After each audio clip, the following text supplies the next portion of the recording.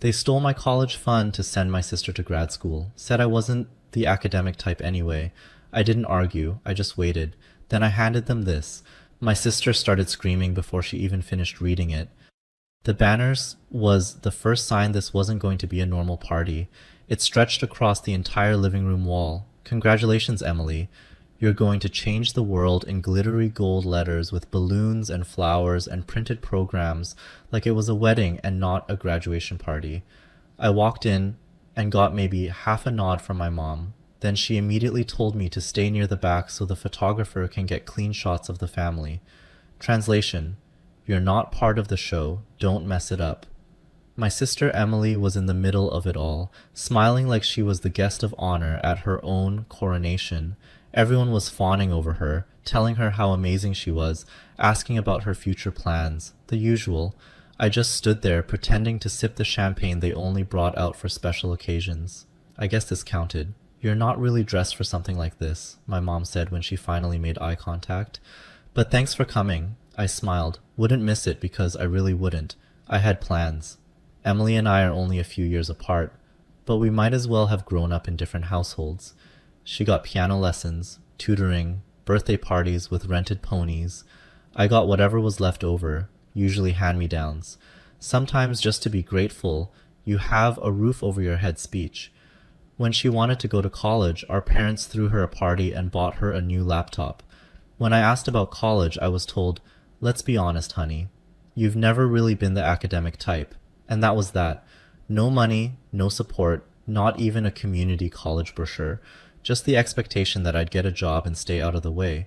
So I did. For years, I worked, paid rent, helped when they asked, and watched them pour every ounce of love, money, and attention into Emily like she was their only child. But I kept my mouth shut, smiled when I had to, nodded when they said things like, Emily's just always been driven. You've always been so independent. It's just easier to support her goals right now. Sure. Easier for who? At the party, I was treated like background noise, asked to carry drinks, move chairs, help with setup, the usual. You don't mind, do you? My mom asked while handing me a tray. Emily would help if she weren't busy greeting people. She said it like Emily was running for office. I did what they asked, smiled through it all, and waited because my turn was coming. I brought someone with me to the party, a man in his 40s. Clean suit, quiet, polite. When people asked who he was, I said, just a friend. No one asked more than that. Why would they? I wasn't the main character. I was the side quest. The speeches started after dessert. My dad tapped his glass and stood up. Thank you all for coming to celebrate our incredible daughter, he said. Emily's worked so hard. She's overcome every obstacle, and we're just so proud to have supported her journey through school and into grad school. Everyone clapped. Emily smiled like she was about to cry, and I stood up. I just wanted to say something quick, I said loud enough for the room to go quiet. People turned to look at me. My parents looked nervous. Emily just looked annoyed. I brought something for you, I said, walking toward them with a white envelope in my hand. It's not much, just some paperwork. Thought you might want to take a look. I handed it to my dad. He opened it, smiled like it was a joke, then stopped smiling. My mom leaned in to see. Her expression changed fast. Tight jaw, eyes flicking across the page like she was hoping the words would rearrange themselves. Emily laughed. What is it? Some passive-aggressive poem? She reached for the second page and scanned it. She didn't even finish reading it before she shouted, What the hell is this? And that's where I'll stop, because the screaming, that was just the beginning. When I was 6, I asked my mom why there were no baby pictures of me in the house. She told me the box with all my early photos got ruined in a flood. I didn't question it. I was 6. I was more worried about whether I could eat Pop-Tarts for dinner, but even then, something about it felt weird, especially since there were hundreds of photos of my sister Emily, labeled, sorted, dated. One even had a scrapbook titled Emily's Magical First Year. Weirdly, no magical scrapbooks of mine survived the flood, but I let it go. That's what I did back then. Let things go. Let them say what they wanted and just sort of accepted it because asking questions never led anywhere good, and because deep down, I didn't want the answer. My childhood was fine. You know, if fine means getting grounded for things your sister did, being left out of every big family event, and hearing your own parents refer to you as the quiet one who keeps to himself like you were a stranger renting the spare room, Emily got everything. Not just stuff, though. Yeah, she got all the stuff. She got attention, support, encouragement. She got a whole curated childhood where she was the star of the show and I was there in the corner, out of frame, probably holding her coat. She was the type of kid who got praised for volunteering at an animal shelter once. I was the type who got grounded for not raking the leaves fast enough. At first, I thought maybe it was me. Maybe I wasn't that smart. Maybe I wasn't good enough. Maybe I was just the unlucky sibling who happened to fall short next to a natural-born overachiever. But you can only swallow that for so long before it starts to feel like poison, especially when you realize the rules are different depending on whose name is at the top of the banner.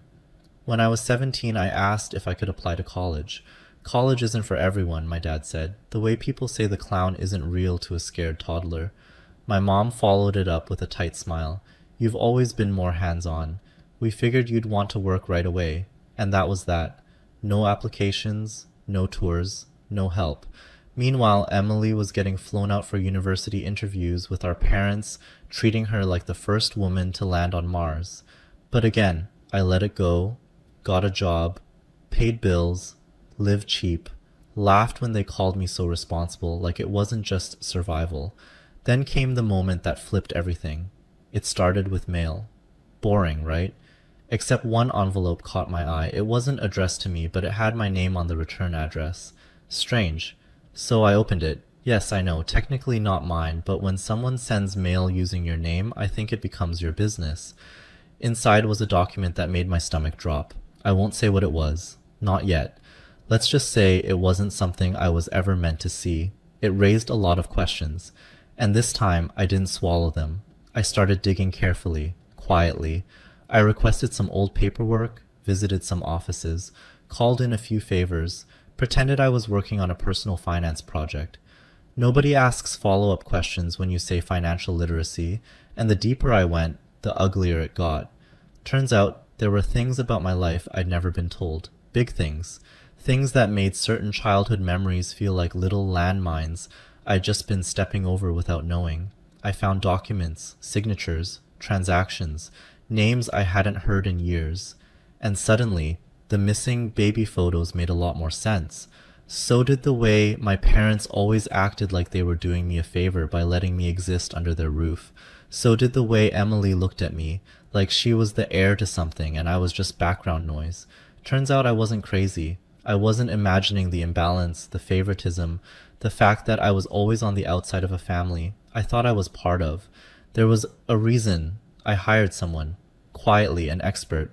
Let's just call him David. David wore suits that didn't wrinkle, carried a leather briefcase, and spoke like every word was being typed directly into a legal document.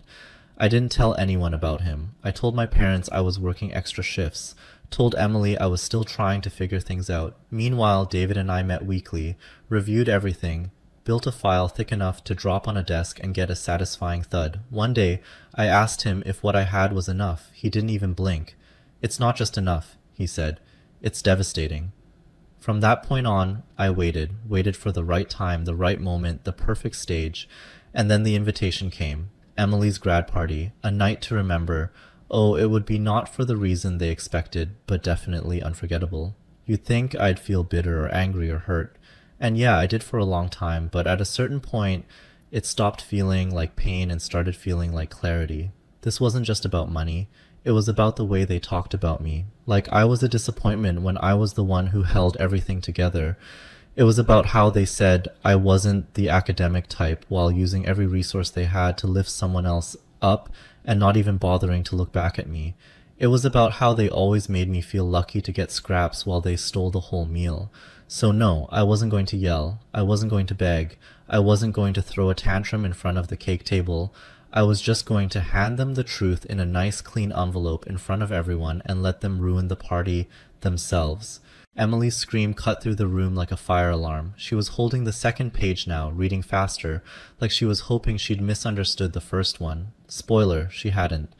My dad stood frozen with the envelope still in his hand. My mom leaned over trying to read it too, but I could tell by the way her face drained that she'd already seen enough. The room had gone silent. Champagne glasses half raised, forks in midair. One of the neighbors was still chewing a bacon-wrapped date, clearly regretting not swallowing sooner. Is this some kind of joke? Emily said, her voice rising. Where did you even get this? Mail, I said. Weird thing about paperwork. It just shows up when people forget to hide it properly. She looked at my mom. You told me everything was fine. My mom didn't answer. She just stared at the page like she was willing it to catch fire. My dad finally spoke. We need to talk about this privately. No, I said calmly. See, we've done private for years. This time, we're doing it with witnesses. I looked around the room. You all remember how they used to say I wasn't the academic type. Turns out I was just too expensive to educate after they blew through the money that was never theirs to begin with. And there it was, the moment the truth started leaking through the cracks. Let's rewind a little. The money they used to send Emily to school, that wasn't just any college fund. It was mine, left to me by people I never got the chance to know, my real parents. See, I wasn't just adopted, I was absorbed, pulled into this family like a side character they forgot to write a backstory for. When I was a baby, my biological parents died in a car crash.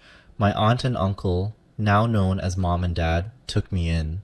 They were appointed my legal guardians, which came with some responsibility. One of those responsibilities was managing a rather large inheritance. The terms were clear. The money was to be used for me to provide a good life, education, and stability. But apparently in their minds, for me, translated to for Emily, because that's exactly where it all went. They drained my inheritance slowly, like people siphoning gas out of someone else's car. First, it was private school tuition for Emily, then her undergrad, then the surprise car for her 16th birthday. That apparently counted as a transportation expense. Meanwhile, I was getting lectures about financial responsibility because I asked for a used laptop to apply for jobs. The most insulting part, they acted like they were sacrificing for her. Every time someone asked how they afforded everything, it was a lot of budgeting, or we just do what we can for our daughter, except she wasn't their only daughter. Not really. And they never once mentioned that the reason she had everything was because they were robbing their other kid blind. Emily was still flipping through the pages at the party, her hands shaking.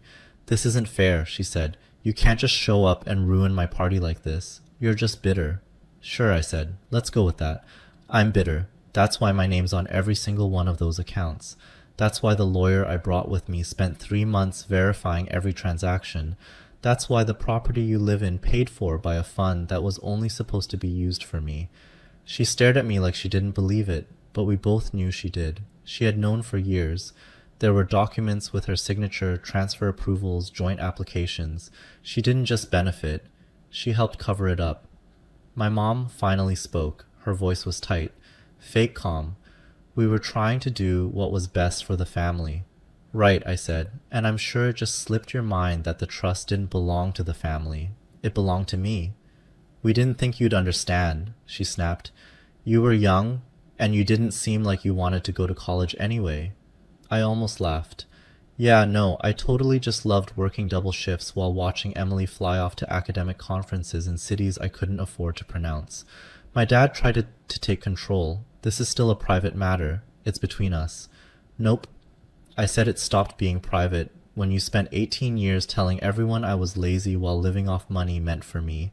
And the worst part, they still thought they could talk their way out of it. My dad started pacing, mumbling about misunderstandings. My mom looked at my lawyer like he was a party crasher. Emily went full meltdown. I'm not giving up my apartment, she said, clutching her phone like she was about to call the president. You can't do this. You might want to check the paperwork, my lawyer said calmly. The apartment was purchased outright using a fund that legally belonged to your brother. You've been living in stolen property for 2 years. Someone at the back gasped. I think it was Grandma. I turned to the crowd. They've been spending my money since I was a baby. Told me I wasn't good enough. That I didn't deserve more. All while living off what my real parents left for me. No one said a word. And that's when I explained what happens next. The court case had already been filed. The evidence was overwhelming. The judgment. Everything bought with my inheritance would be returned. The house, the apartment, the accounts. And because the value had dropped over the years and inflation had done its thing, they'd owe me more than they could afford. The court granted me control of the assets. My childhood home, now mine, Emily's condo, transferred, and since the remaining balance couldn't be paid in full, the rest would come out of their salaries for years. My dad, near retirement, good luck. My mom, same boat, Emily. Well, turns out that fancy degree she used my money to get came with a decent job. She'll be paying me back monthly until she's 40. She started crying right there in front of everyone. I didn't ask for any of this, she yelled. No, I said. You just took it anyway. The best part, I didn't even raise my voice. I didn't scream or throw things or storm out. I just stood there calm while they watched everything they built collapse around them because everything they built was mine to begin with. After the party exploded, somewhere between my sister screaming and my mom telling everyone to get out, I went home to my house now. It still smelled like them. Same candles, same fake lemon air freshener from the hallway diffuser, same wall of family photos where I had never quite made the cut. By the end of the week, most of those photos were in a trash bag on the porch. I didn't want to erase the past. I just didn't want to keep pretending it looked the way they'd told me it did. The legal process moved fast. That tends to happen when the evidence is airtight and the defendants can't afford the kind of lawyer who charges $900 an hour just to breathe in your direction. The court reviewed the trust, the transactions, the property deeds, the unauthorized withdrawals, the forged signatures, every little lie, every big one too. And the ruling was exactly what David, the lawyer I brought to the party, said it would be. They owed me everything. I didn't ask for them to be ruined. I asked to be made whole. The judge agreed. They were ordered to hand over all assets paid for with my trust, which unfortunately for them was nearly everything. Their house, mine now. Emily's condo, also mine. Every remaining cent that had been sitting in savings or investment accounts was seized and redirected. But here's the problem with stealing from someone's inheritance and blowing it on your favorite child for nearly 2 decades. You can't pay it back, not fully. So the court put together a repayment plan. The rest would be taken from their future earnings monthly. My dad tried to argue he was about to retire. The judge didn't care. Emily cried and said she couldn't afford to live without her salary. The judge told her to start budgeting. They all appealed, of course, claimed it was unfair, punitive, emotionally damaging. Yeah, no kidding. Appeal denied. The fallout wasn't just legal. It was social too. Everyone who was at that party, they talked. People who had always smiled politely at my parents stopped calling. Family friends started pulling away. No more brunch invites. No more subtle praise of Emily's drive. Even Grandma, who had once told me I needed to be more grateful, called to say she was sorry that she never knew. I didn't say much, mostly because I didn't care. I wasn't doing this for sympathy. I didn't want pity. I didn't want to be the tragic underdog. Everyone rallied around too late. I just wanted what was mine and maybe a little silence. Emily lasted 3 months in her apartment after the ruling. Then I sent the formal eviction notice. She called me sobbing, said she had nowhere else to go, that I was punishing her for something she didn't do alone. You're right, I told her you didn't do it alone. You just signed the forms, cashed the checks, and said nothing for 18 years. She hung up. I heard she moved in with a friend from work for a while. Not sure where she is now, not my problem. As for my parents, they moved into a rental in a not-so-great part of town. My dad tried picking up part-time work, but no one's really looking for an angry man in his 60s who yells about family betrayal during interviews. My mom started baking and selling custom cookies online. They're not bad, honestly. One of my coworkers bought a batch and brought them into the office without knowing. I didn't tell her where they came from. Let's just say they taste better when you know you're being paid back with every bite. It's been a few years now. I've rebuilt. I finished school on my terms, paid for with money that should have been mine all along. I started my own business. A small one, but it's mine. No one calls me, just the quiet one anymore. The house is quieter now. No screaming, no staged family portraits, no lectures about being ungrateful. It's just me and the space I reclaimed. I turned my old bedroom, formerly known as the overflow storage closet, into an office. The laundry room Emily made me sleep in when I was 12. I knocked it down, opened the floor plan. Some ghosts aren't worth keeping around. The payments still come every month. They're not large, but they're consistent, like little monthly reminders that lies have a cost. even the ones told by people who claim they did it for the family. And sure, sometimes I wonder if it was all too much, if showing up at the party with legal documents and a lawyer in a tailored suit was dramatic, if I could have handled it quieter, more maturely, with more grace. But then I remember all the birthdays I was forgotten, all the job applications I couldn't afford to send, all the late nights working double shifts while Emily was off taking yoga electives in France. I remember being told I wasn't smart enough, ambitious enough, good enough to deserve help, when the truth was I was just inconvenient. So no, I don't regret it. I didn't destroy them, I just told the truth. And the truth did what it always does when it's been buried too long. It exploded. Every now and then, I still get emails, short ones. Hope you're doing well. Can we talk? You don't have to be this way. I don't reply because I'm not being anyway. I'm just finally living my life without having to ask them for permission. Anyway, that's how I got everything back. The house, the money, the truth. But I still ask myself sometimes, did I go too far? Or was that the only way they were ever going to hear me?